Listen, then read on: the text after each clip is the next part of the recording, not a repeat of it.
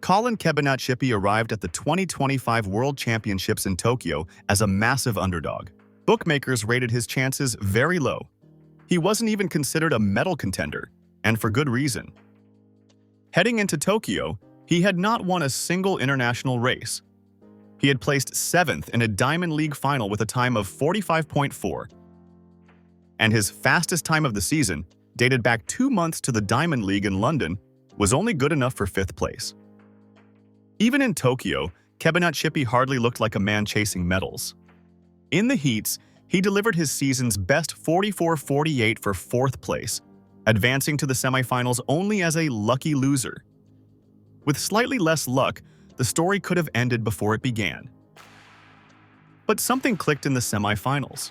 The unheralded Botswanan sprinter carried no weight of expectation, like this guy, and perhaps that gave him an edge.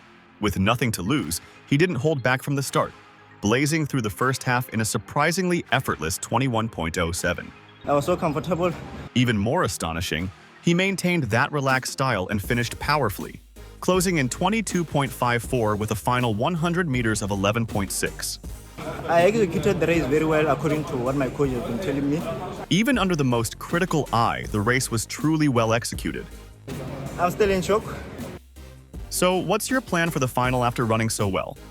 Conventional wisdom says, don't fix what isn't broken. Just do what you already did, but with cleaner execution if you want to run a bit faster, right? Wrong. That's not how quarter-milers think. They believe you can always start a little faster, and if you do, you'll reach the finish line sooner. That's supposedly the only way to improve. So in the final, everyone simply went all out from the gun. Kebinatshipi and Nene blasted through the opening 100 meters in an insane 10.57, with the rest chasing relentlessly. Yet what makes Collen Kebinatshipi truly remarkable is his ability to stay relaxed during such ferocious intensity. Even after powering the first half in an absurdly fast 20.56, he still looked smooth, almost effortless. Coming off the turn onto the home straight, the competition began to suffer visibly. What had started as the fastest and wildest opening to a race predictably turned into a losing battle against lactic acid and searing pain.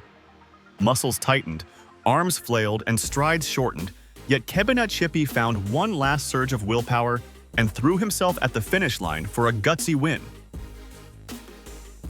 A comparison of Kebinatshipi's splits from the heats and the final illustrates why 400-meter runners tend to push hard in the first half and fade in the second. The numbers confirm a long-standing observation. Whether you start fast or slow, your second-half fatigue is roughly the same. Slower acceleration early on doesn't save energy for later stages. At first glance, this seems counterintuitive. Conserving energy early should leave more for the finish. Here's why it doesn't. When a sprinter deliberately starts slower to save energy, they subconsciously tend to run with softer strides. Passive, soft strides increase muscular pushing rather than allowing the tendons and ligaments to act like springs. In sprinting, ground contact should be stiff, meaning the leg and ankle maintain rigidity during each step. High stiffness allows tendons and ligaments to store and release energy efficiently, creating a bouncy, elastic stride. Each step becomes a fast, economical rebound rather than a slow, wasteful push. Soft strides early on are a common reason sprinters fail to run evenly or achieve negative splits in the 400 meters.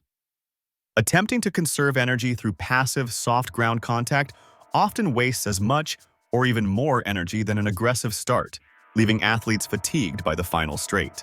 Michael Johnson, the greatest 400-meter runner, always opened relatively slowly, once running 21.9 for the first half before surging with a blistering 21.7 in the second. The difference?